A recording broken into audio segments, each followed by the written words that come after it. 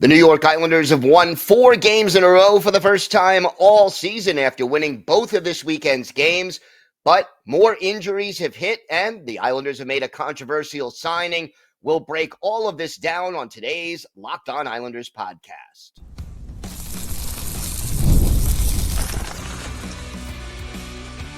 Your Locked On Islanders, your daily podcast on the New York Islanders.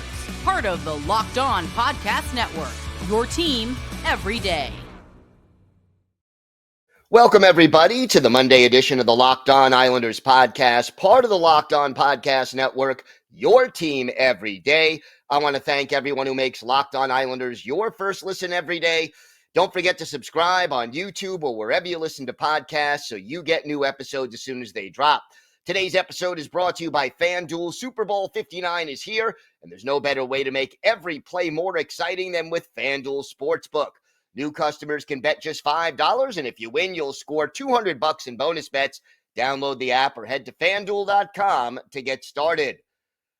I am Gil Martin. I have been covering the Islanders for almost 2 decades, and I wrote the book Ice Wars about the history of the Islanders' rivalry with the Rangers. And we have got a lot to get to on today's show. The Islanders winning both games over the weekend, beating the Philadelphia Flyers and the Carolina Hurricanes. And, you know, it's interesting because they beat the Flyers, and that's one of the teams they need to pass in order to get back into the wild card hunt.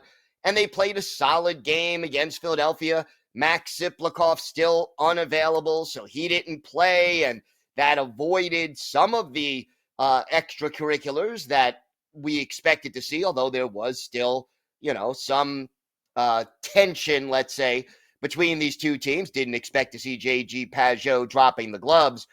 But I think the bigger win actually came on Saturday when the New York Islanders defeated the Carolina Hurricanes. And the reason, well, there are a few. Number one, obviously, you start with this. The Hurricanes are an elite team. They are the team that eliminated the Islanders the last 2 years in the playoffs, and they eliminated the Islanders pretty easily as well. They are a team that has been a thorn in the side of the Isles for a few years now. They also just made that big trade to add Rantanen to their lineup. And, certainly there was a lot of buzz going on in Carolina as a result of that. And, the Islanders managed to shut that down. But then once the game started, the Islanders fell behind 2-0. And you would have thought, okay, you're playing a better team. You're down 2-0. You are in trouble. And it would have been very easy for the Islanders to just go through the motions for the rest of the game and not to worry about it. Hey, we got our win on Friday. Everything is going to be great. Well, the Islanders fought back. And to their credit, they managed to tie the game in the third period. Anders Lee with one of his usual rebound goals. And then, in overtime, getting the win, Brock Nelson gets the job done. And the Islanders beat the Hurricanes. And you know what? While I was talking about the importance of winning in regulation against the Flyers, beating the Hurricanes in overtime, not a big deal, because you're not catching Carolina in the standings. So give them a point, and it's okay. You can move on from that, and you can not worry about whether or not Carolina gets a point. The important thing is that the Islanders got 2, and they played a solid defensive game. And everydayers, you will recall, I did talk a little bit about the absence of Noah Dobson and how it may even help the defense a little bit. And I think it did. If you look at the shot chart, again, from the Saturday game against the Hurricanes. The Hurricanes had about 5, maybe 6 shots from the high danger area, whereas the rest of them were, shots from a far away, from the perimeter, from the point, from behind the faceoff dots that,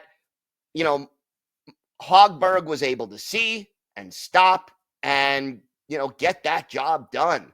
So to me, the way that the Islanders played defense as a team, other than maybe the first few minutes of the game, was really solid. And that makes a big difference for the New York Islanders. So, look, the Islanders are playing well. I think we've seen a few reasons for this.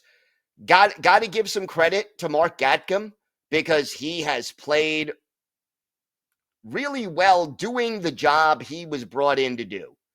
He has added some youth and some energy and some physicality to the fourth line. 5 hits in 7 minutes and 3 seconds of action on Saturday against Carolina. That is, again, a nice contribution. And then 3 hits in 8 minutes and change Friday against Philly. And it's not like, Mark Gatcomb is the only reason the Islanders are winning. But you'll notice the better play physically by Casey Cizikas when Gatcomb is in there. And you will notice that this team is just the fourth line, which has been a non-entity for most of the year, all of a sudden is playing with purpose and playing better. And it does matter when you have a line that is just a placeholder. And that's what this fourth line has been at best for most of the season. And then all of a sudden that line is able to contribute. It does make a big difference. And you're seeing it paying off for the New York Islanders here as they start to rack up some wins. Alexander Romanov with a 2-point night, a goal and an assist. Another strong goaltending effort from Marcus Hogberg. And the Islanders end up with a big win. So, got to be pleased with 4 wins in a row. Here is the drawback, though. And look, I have to say this, and it has me torn. You want to see this team play better. You want to see this team do well. And it's encouraging, needless to say, that they are winning. However, the 4-game winning streak, and we knew there was going to be a rally at some point, that they were going to go on a run at some point in the second half of the season. This team, as we've said many times, everydayers, they're in the muddy middle. So they're not good enough to be legitimate cup contenders, but they're not bad enough to be a lottery team. So they're capable of slumps and they're capable of streaks. The thing is this: if they go on a run now, Lou Lamoriello is going to most likely say, hey, I'm not selling at the trade deadline. I will not trade Brock Nelson, or I will not trade Kyle Palmieri, and I will add another player if I can that I think can help this team get into the playoffs. And right now, the Islanders are still 6 points out of a playoff spot, and they need to jump 6 teams to get there. But they do have a couple of games in hand on Columbus. They have even more games in hand on some of these other teams. Well, not more, but they have games in hand on almost every team they're chasing, except for Tampa Bay. But again, what is the best this team can do? Get into the playoffs and lose in the first round? It would be a huge upset if they won one round. And in order to get out of that muddy middle, this is the big opportunity to retool. So, a lot of fans torn about this. liking the winning streak, hard to root against your team. You want to see them play better, and yet you're facing a situation where in the long run, it may not be in the team's best interests to make the playoffs and go on this run if that means Lou Lamoriello is not going to do what's best for the team over the long haul. We'll see how this ends up playing out. Now, 4 wins in a row. One other decision that we'll talk about, Maxim Siplikov. He sat out the game Saturday after his suspension was over. We'll talk about that. We'll talk about the addition of Tony DeAngelo and another injury to the defense core that really hurt the Islanders potentially. We've got all that. Plus, for our Islanders' birthday of the day, a winger who was with the Islanders in the late 1990s and very early 2000s. Let's see if you can guess who this Burlington, Ontario native is. We've got all that and more next on today's Locked On Islanders podcast. Today's episode is brought to you by FanDuel. Super Bowl 59 is here. 1 game, 2 teams, endless possibilities. And there's no better way to make every play more exciting than with FanDuel Sportsbook. Whether it's predicting the first touchdown, calling the MVP, or even betting on the coin toss, FanDuel makes it easy to get in on the action. With live betting all game long, you can adjust your bets as the game unfolds and feel the thrill from kickoff to the final whistle. And live betting features lets you stay involved no matter what happens on the field, and the app is super easy to navigate. Plus, knowing that you can place a $5 bet and potentially win $200 in bonus bets for the Super Bowl, that's the icing on the cake. Download the app or head to FanDuel.com to get started. Bet just $5, and if you win, you'll score $200 in bonus bets. That's FanDuel.com. FanDuel.com. Bet with FanDuel, official partner of Super Bowl 59.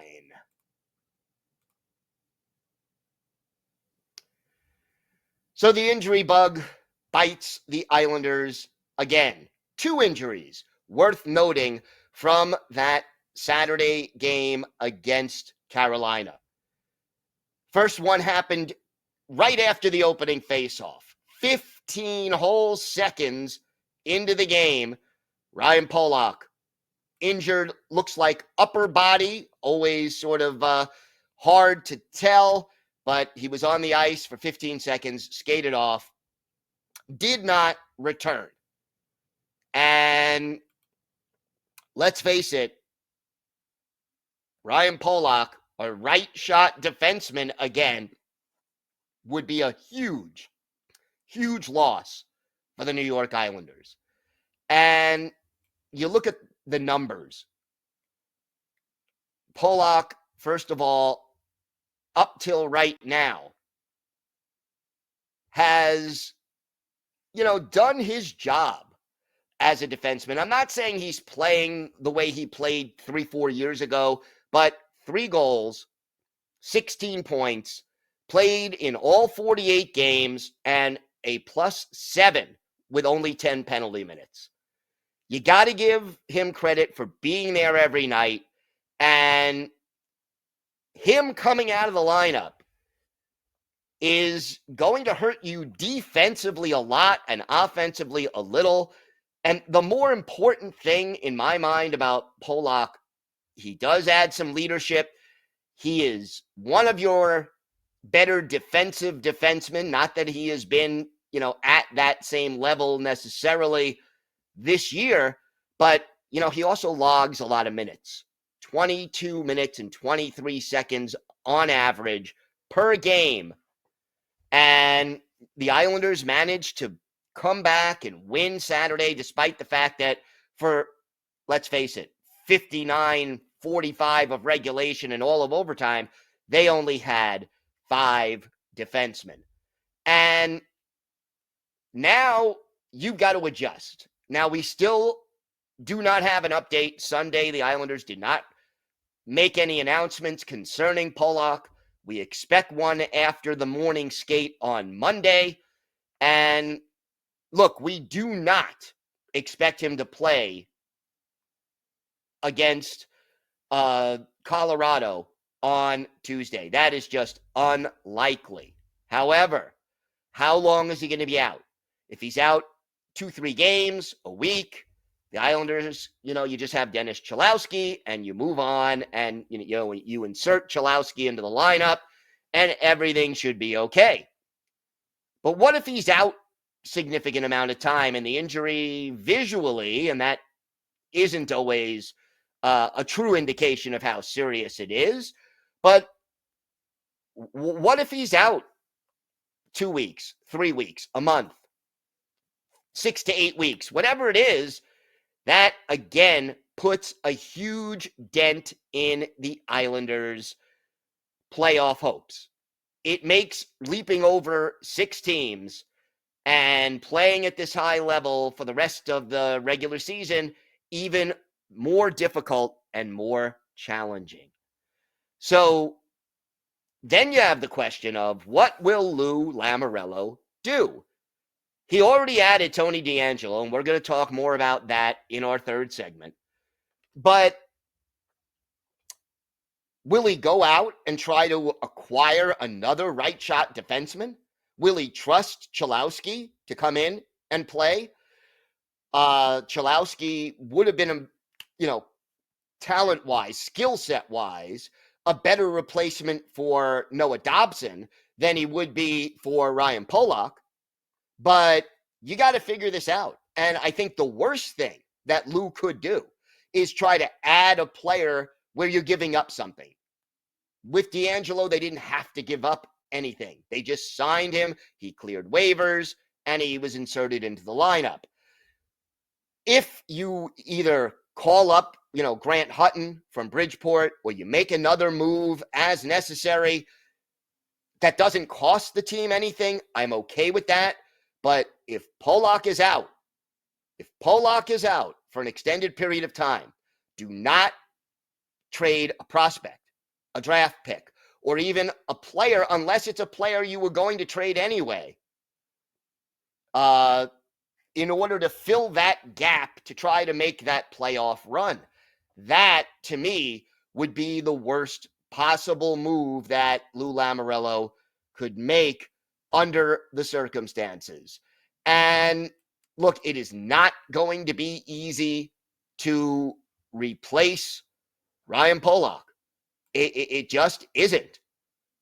If the Islanders have to go that route, they'll have some cap space to work with, but here is your, Pulock and Pulock as a unit, as a duo.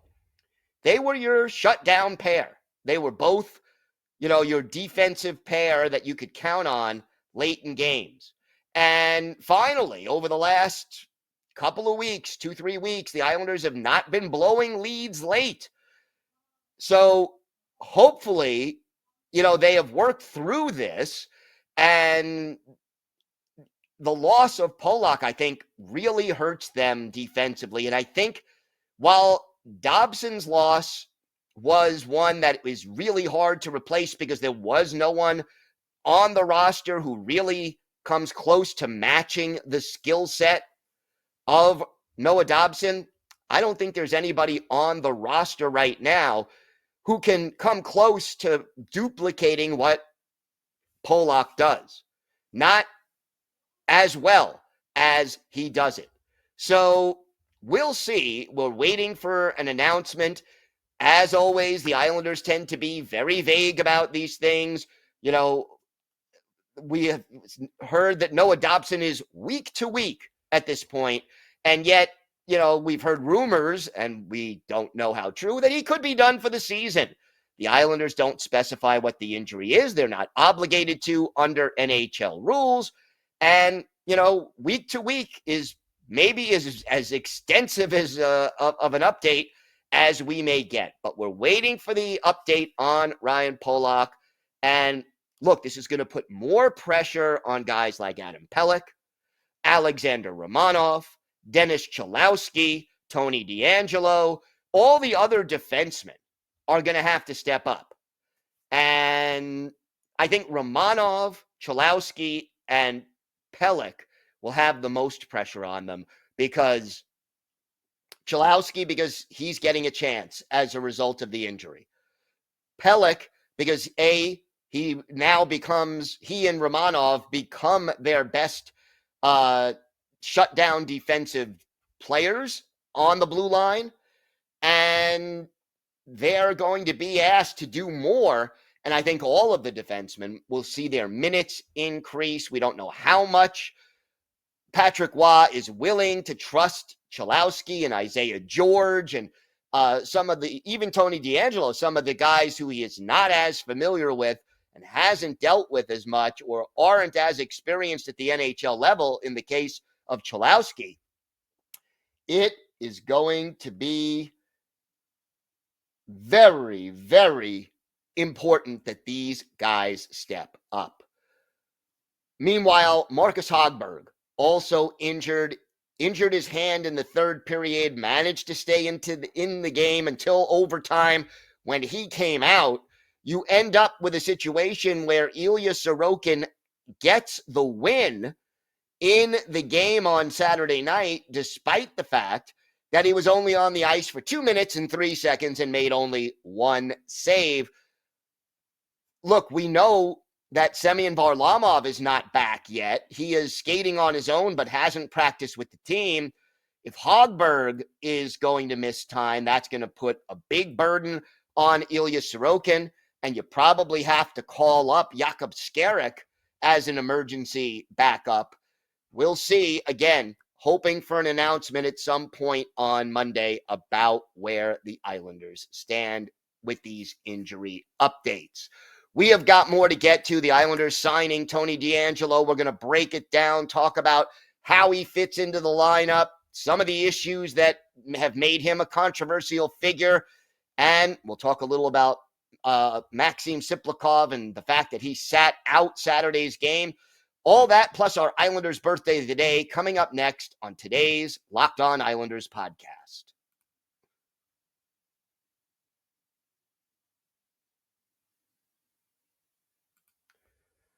Thank you for making Locked On Islanders your first listen today. For your second listen, find Locked On Fantasy Hockey. Become a fantasy hockey expert and get the edge over your league mates with daily tips from hosts Steele and Flip.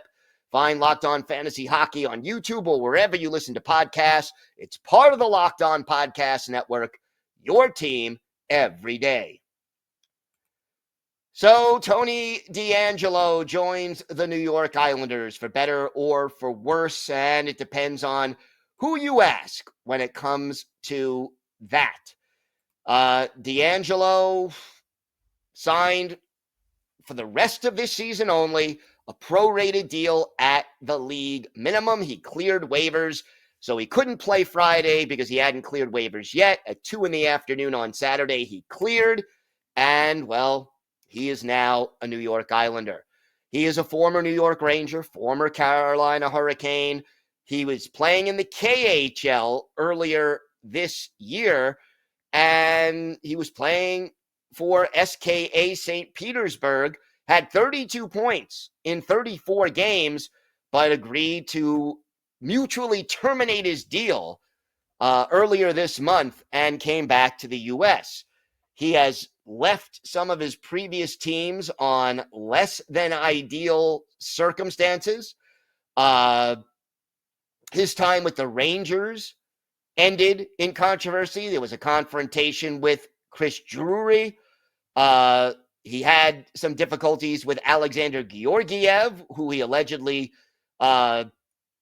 said something to make a bleeping save. And Georgiev allegedly took a swing at DeAngelo, and DeAngelo was banished from the Rangers, had his deal bought out. Bought out by the Flyers after the 2022-2023 season. There have been also some social media controversies and some allegations. So, off the ice, there is some baggage there. Let's put it that way. On the ice, again, his defense is questionable at times. Not going to say it's been great. He is capable, though, of putting up points. Had 53 points with the Rangers in 2019-2020, including 15 goals. 51 points with Carolina in just 64 games in 2021-2022. 42 points in 70 games with Philly. And yet, interestingly enough, in each of these places, they have moved on from him. So here's the thing. I am all for giving people a second chance in almost every instance. Not every, but most. Will we see Tony DeAngelo be a good teammate on and off the ice? And will he stay out of trouble off the ice? Those are the things. He can help this team if he can do the right thing. But I'll tell you this, the Islanders should not be that patient with him. If he starts to be a cancer in the locker room, if he starts to make trouble, you cut bait, especially if the Islanders are no longer in the playoff hunt. But even if they are, if this Islanders locker room is considered a positive as far as the fact that they are unified, there's not a lot of friction. If anything, some critics have said there's too little friction and too much comfort level on this roster. Now the question is, will Tony DeAngelo fit in and be influenced by this locker room atmosphere, or will he stir things up and make tension where there was none? We'll find out. And the Islanders need to stay on top of things. Meanwhile, Patrick Waugh sitting Max Siplikov against Carolina, even though his suspension ended after the Flyers game on Friday, basically saying, we're winning. We've won 3 in a row. I'm not changing the lineup. Waugh said, hey, I know Siplikov deserves to play, wants to play, but when you got a good thing going, don't change anything. We'll see Tuesday whether Siplikov returns to the lineup. I would put him back in. And there are certainly some guys who you could not play in place of Maxim Siplikov. And maybe this is a little subtle message by Waugh to Siplikov saying, wake up, we need more from you. We'll see how it all plays out, but it's something to keep an eye on. One game I can live with. More than that, I think, is a problem. All right, time now for our Islanders birthday of the day. And today is the 53rd birthday of former Islanders winger Mark Lawrence, the Burlington, Ontario native, a 6th-round pick of the Minnesota North Stars in 1991.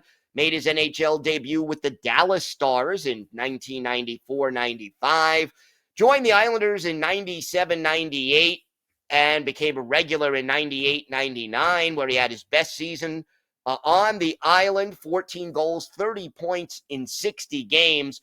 Played another 36 games for the Islanders in 2000-2001 before ending his career with 2 seasons in the minors.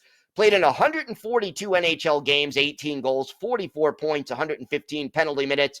All but 15 of his games played with the Islanders. Did not appear in a postseason game. Later went on into coaching. Coached the Kalamazoo Wings of the UHL in 2001-2002, but they did not make the playoffs. And that was it for his coaching career. His best game as an Islander, March 31st, 1999. Islanders visiting the Florida Panthers. Wade Flaherty, the goalie for the Islanders. Sean Burke, the goalie for Florida. And in this game, the Islanders opened the scoring with a power play goal by Eric Brewer. But our Islanders' birthday of the day, Mark Lawrence, had an assist. Islanders down 2-1, though, after the first period. But in the second, midway through, Mark Lawrence scores for the Islanders. Brian Smolinski and Mike Watt with the helpers. And it is a 2-2 game. Later in the period, Mike Watt scores just 42 seconds after Lawrence, and Smolinski and Lawrence get the helpers. Islanders go on to win this game by a final score of 5-3. Mariusz Czerkowski had 2 goals, including the game winner. But for our Islanders' birthday of the day, Mark Lawrence, he had a goal, 3 points. He was a +1. He scored on his only shot, and he was on the ice for 16 minutes and 36 seconds. Wade Flaherty, 33 saves to earn the win. Islanders outshot 36-19. but they still managed to win the game. And Mark Lawrence, with his 3-point night, was a big reason for that. So Mark Lawrence is our Islanders' birthday of the day. I want to thank everyone who makes Locked On Islanders your first listen every day. We will be back tomorrow. We'll have a full preview of the last game of this 7-game homestand against the Colorado Avalanche, another big challenge for the Islanders. We'll have a full preview of that, so make sure you join us. If you have a question, a comment, maybe a topic you'd like us to discuss on a future episode, email us at lockedonislanders@gmail.com. And if you leave your first name and where you're from, we're happy to mention you on the show when we discuss whatever's on your mind. You can follow the show on X at Locked On Isles, and you can follow me, Gil Martin, on X at Ice Wars, NYR, VSNYI. We'll keep you up to date on all things Islanders all year long, and I am live tweeting during nearly every Islanders home and road game. So join me for some instant insight and analysis.